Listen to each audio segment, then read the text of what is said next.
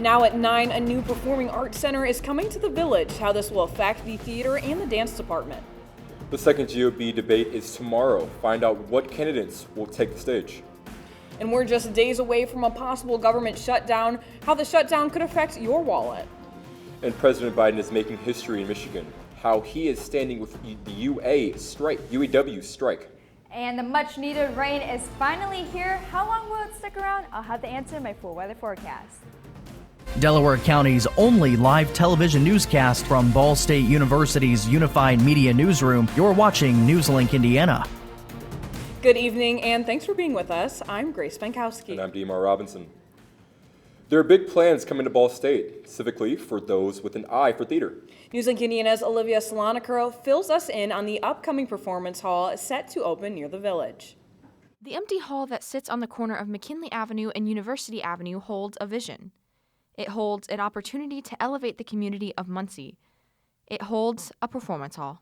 And so this Performing Arts Center came about after many years, 20 years I've been the chair of really working and trying to strive to get better facilities for our students so that they can be in places that ultimately are indicative of the talent that they have. Now, you won't find many outside performers in this location. This hall, which remains to be named, will be the new hub for all things theater and dance for the Ball State students. Dance studios, black box theaters, and a major stage, all made with the students of the Department of Theater and Dance in mind.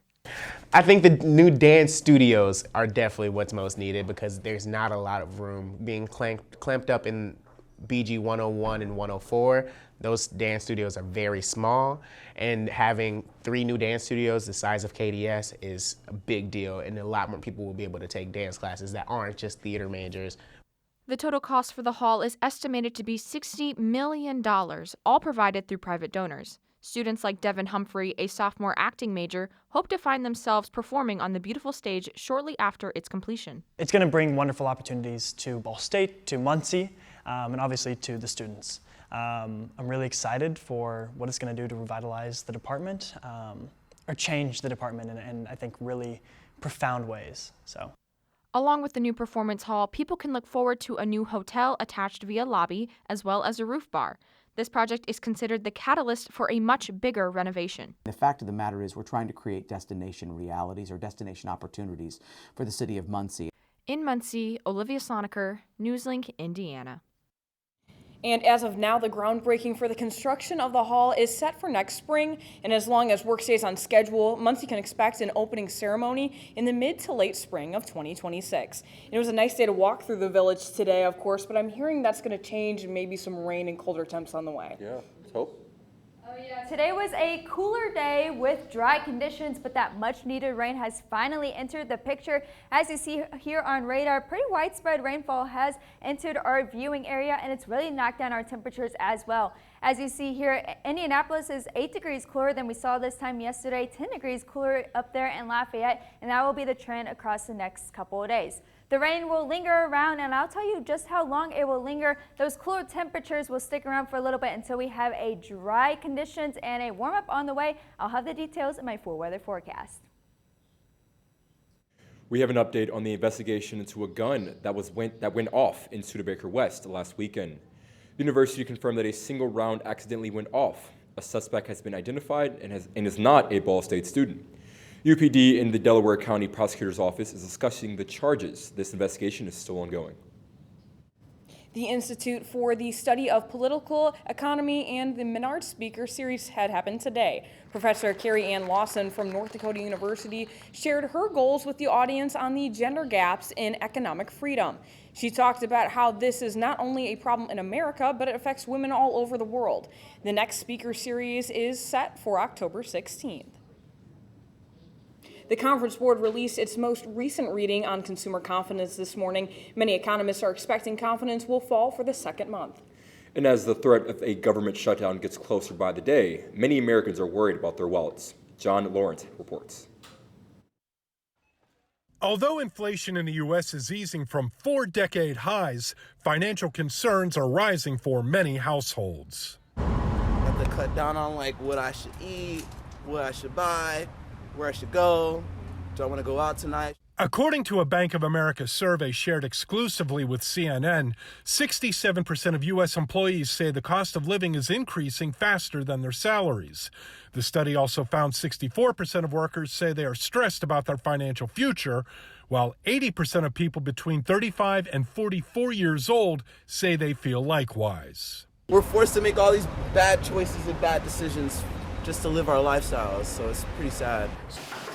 A similar, albeit much bigger, situation about money flow is hovering over the Beltline. Funding the government is one of the most basic fundamental responsibilities of Congress, and if the Republicans in the House don't start doing the job, we should stop electing. If a deal isn't made by the end of the week, the government will shut down. Among the potential impacts, active military members and Border Patrol agents will go without pay.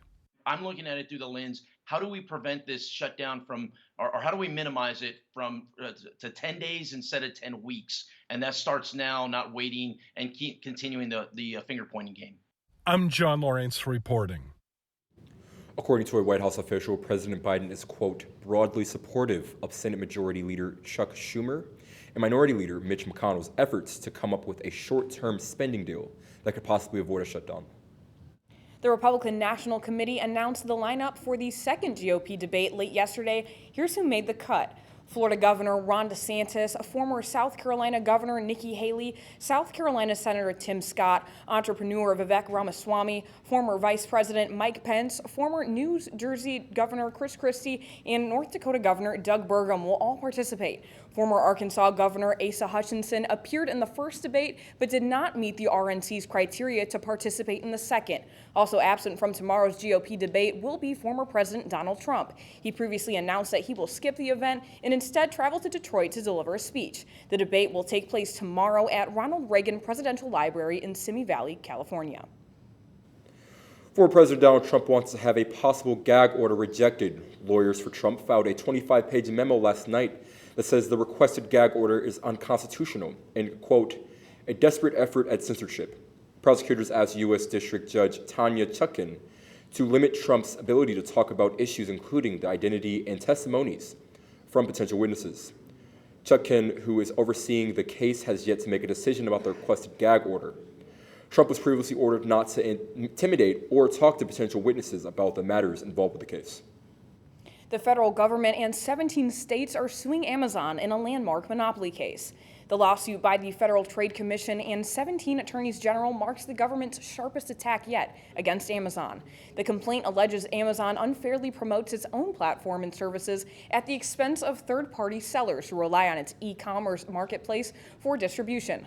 For example, the FTC says Amazon has harmed competition by requiring sellers on its platform to buy Amazon's in-house logistics services to get the best seller benefits. Amazon General Counsel David Zapolsky pushed back against the FTC's accusations, saying that the agency has, quote, departed from its mission from protecting consumers and competition. The House Oversight Committee has announced witnesses in the impeachment inquiry to President Biden. And Hunter Biden is suing Rudy Giuliani. Find out why after the break.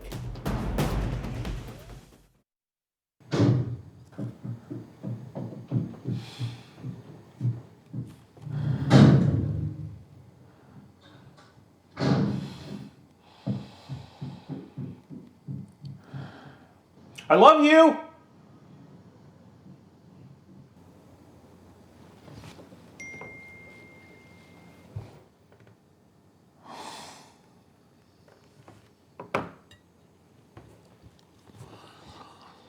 Prescription drug pricing points to corporate Freedom of the press is about your right to know. and Clark sheer athleticism. It's about your right to be informed.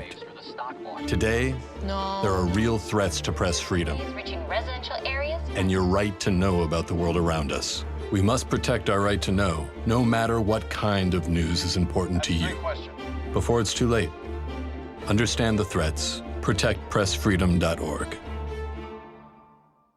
The central and midwestern U.S. averages more than 850 tornadoes each year, and lately, the number of floods has been rising in the region too. So chances are, there will be more twisters and floods near here again. And between school, sports, and social lives, chances are, you won't be with your kids when it happens. Will they know what to do? Ready.gov/kids has all the educational tools and information to make the conversation easy. When the time comes, chances are they'll feel prepared, not scared. So talk with your family today.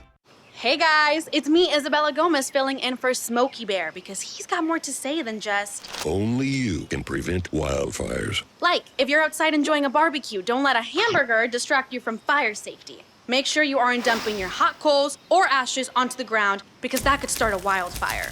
So take wildfire prevention seriously and let's save the world one day at a time. Juntos con Smokey Bear, podemos hacerlo. Go to smokeybear.com to learn more about wildfire prevention. Welcome back. President Joe Biden making history in Michigan today, walking a picket line with striking auto workers in Detroit. Officials say he's the first ever sitting president to do this. Lauren Aguirre brings us more from the high-profile, high-stakes presidential picket line appearance. It's a picket line show of solidarity called the first ever of its kind by a sitting president. Wall Street didn't build the country, the middle class built the country. Unions built the middle class. You deserve what you've earned, and you've earned a hell of a lot more than you're getting paid now. Thank you very much. President Joe Biden also working to slow dropping poll numbers as a government shutdown deadline looms in Washington. The White House is clear, however, on the scope of the president's visit. We are not involved in negotiations. That is something for them to decide what is going to work for the parties that are involved. At stake, the United Auto Workers' powerful backing for the 2024 presidential election.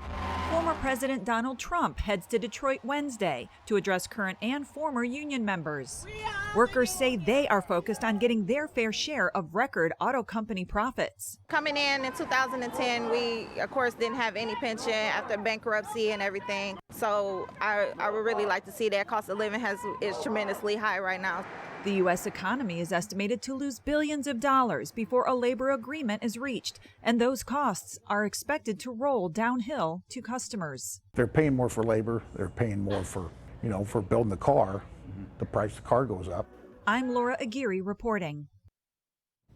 And as we mentioned, former President Donald Trump will be skipping tomorrow's Republican presidential primary debate in California in order to deliver his speech in Detroit.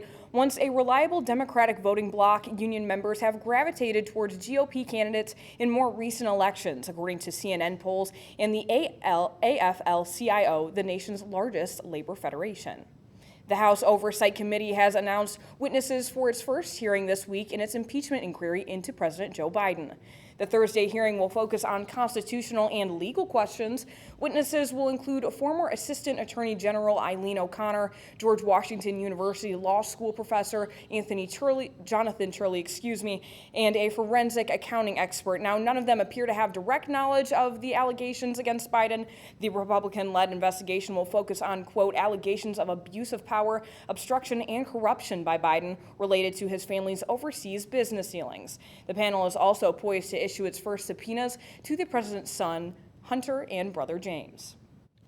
Hunter Biden is suing Rudy Giuliani and his former attorney. The president's son claims they allegedly hacked his devices, violating federal and state computer privacy laws.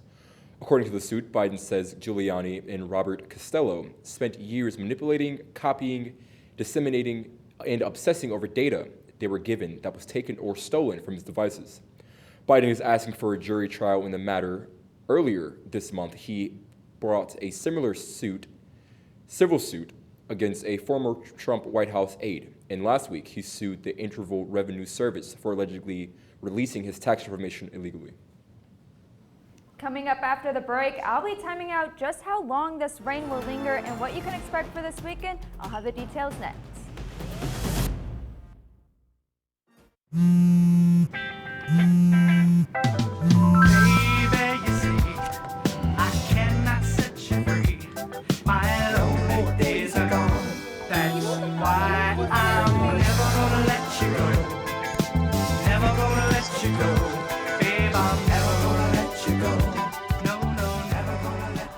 Here you go.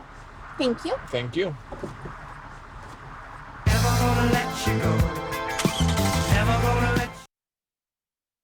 I think it's just vapor with flavor. It won't hurt my kid like cigarettes, right?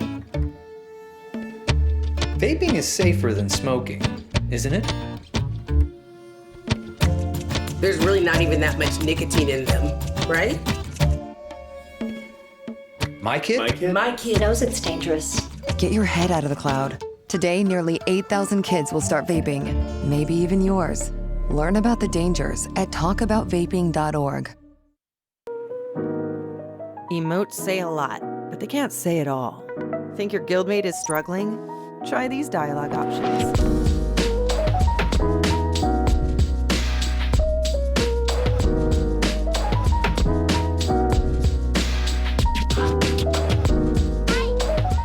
Go beyond emotes. Check in with your guildmates at seizetheawkward.org.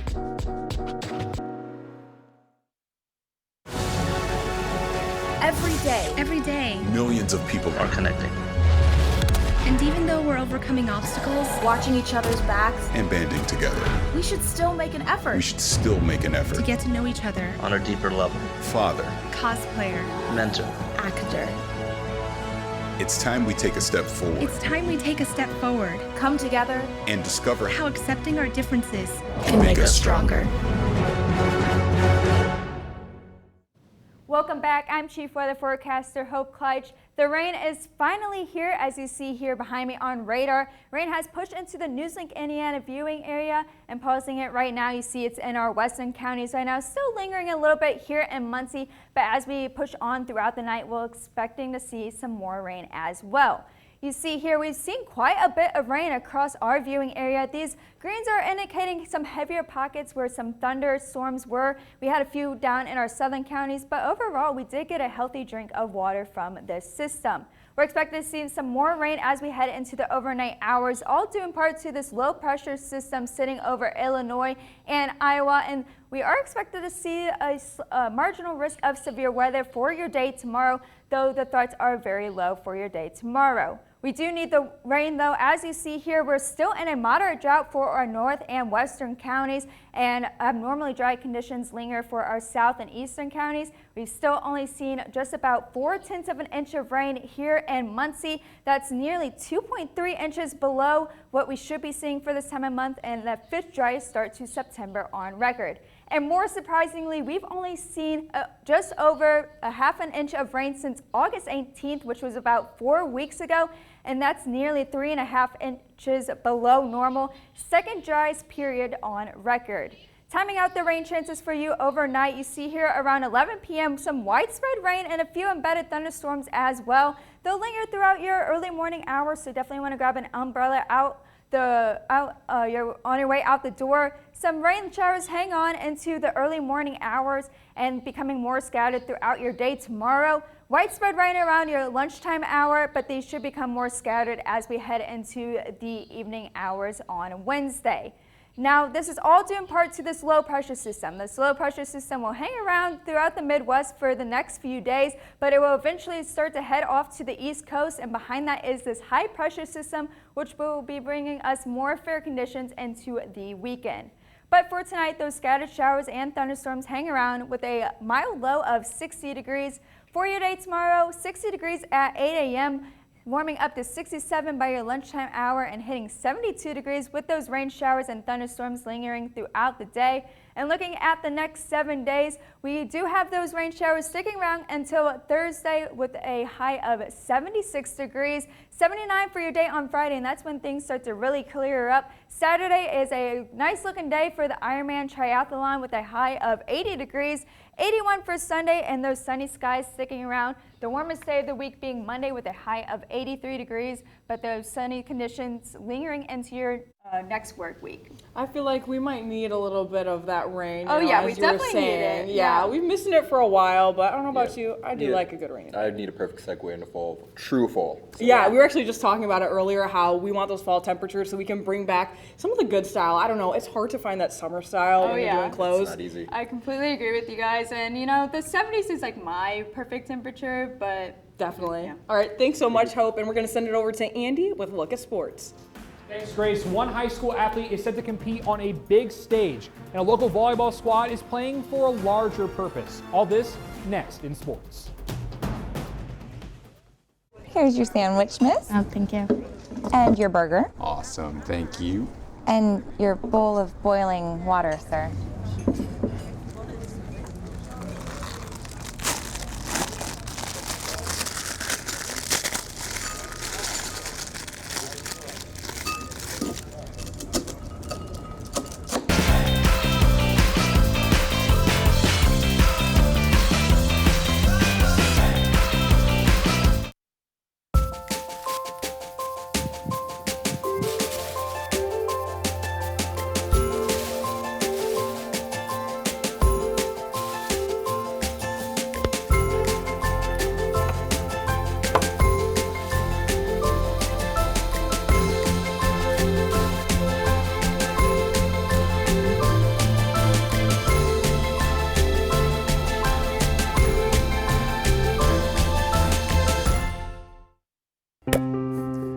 After retiring from the NFL, I've been able to spend a lot more time coaching my daughter's basketball teams. It's something I love to do.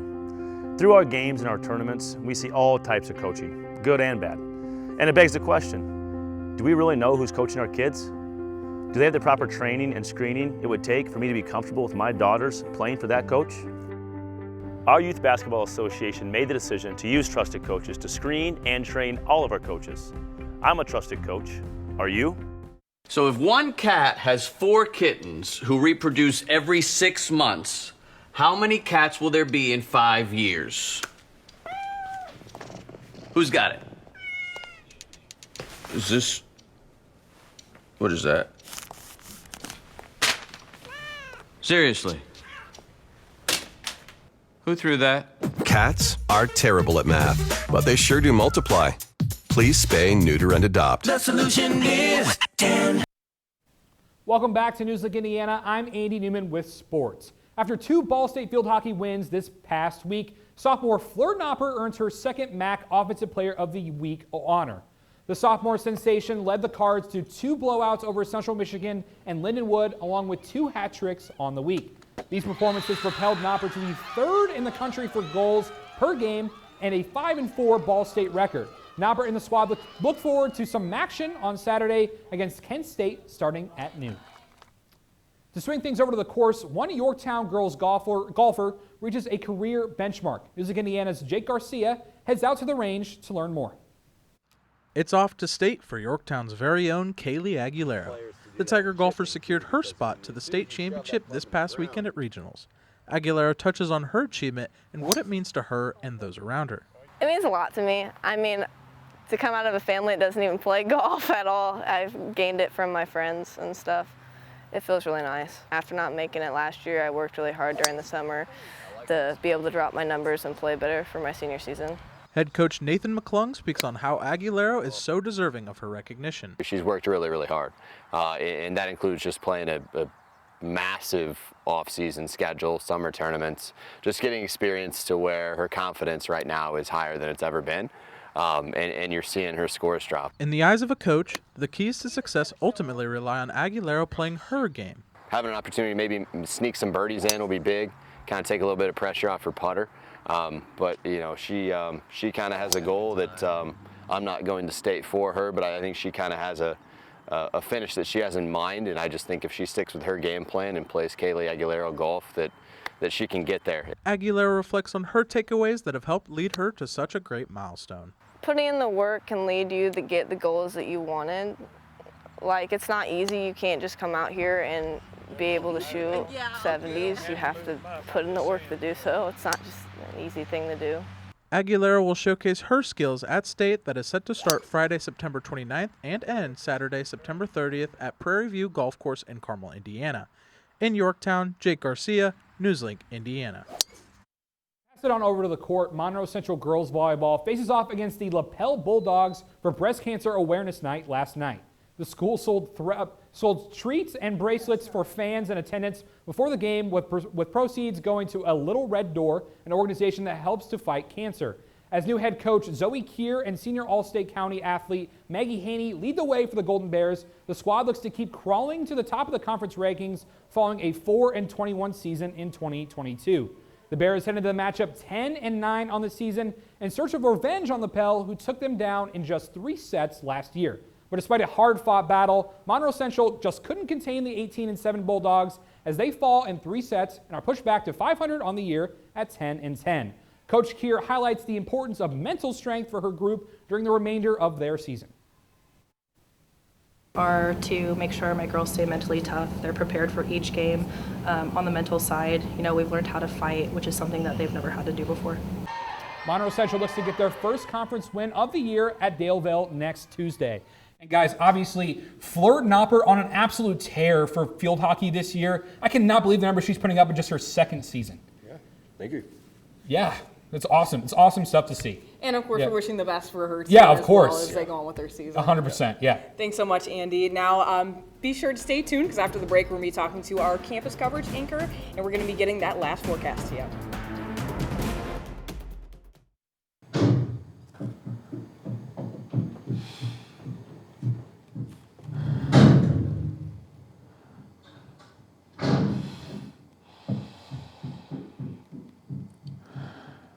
I love you!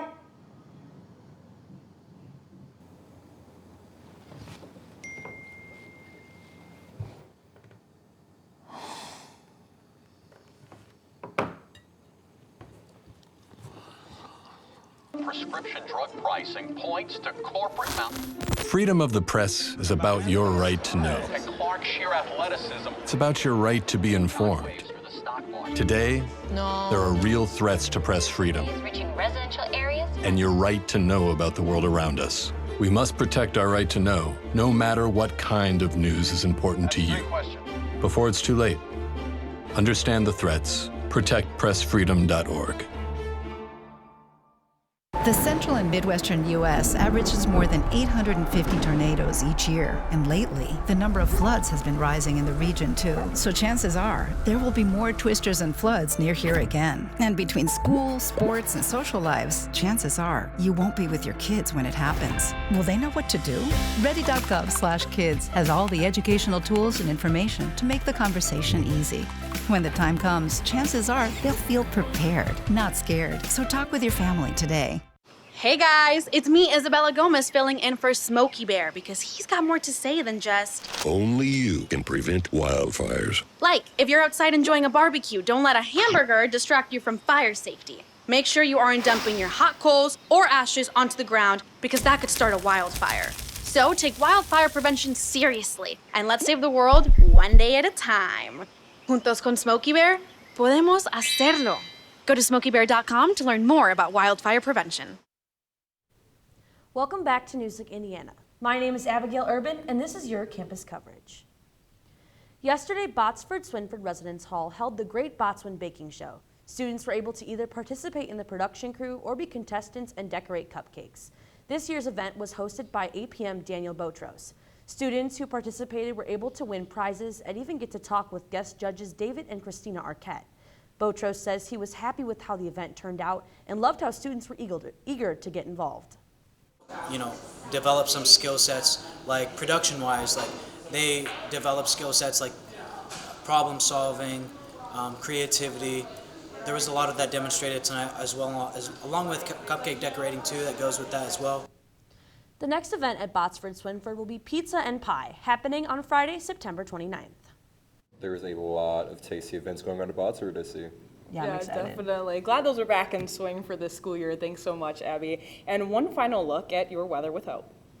Yeah, those rain showers have finally made their way into the NewsLink Indiana viewing area. They'll linger into your day tomorrow, so be sure to grab that umbrella on your way out the door. 72 degrees, so well below what the temperature that we have been seeing for our highs.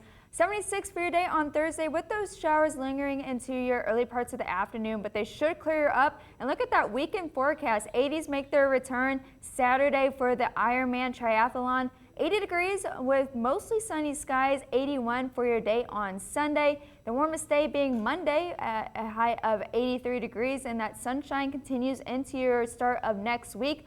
Lows hang around in the mid to lower 50s throughout the next 7 days. Glad we're getting that rain, but it'll be perfect for that Ironman that's coming up this weekend. So thanks so much, Hope. That's all tonight for NewsLink Indiana. Be sure to join us again tomorrow night at 9, streaming live on the NewsLink Indiana Facebook page. And for news anytime, anywhere, go to ballstatedaily.com. Have a great night.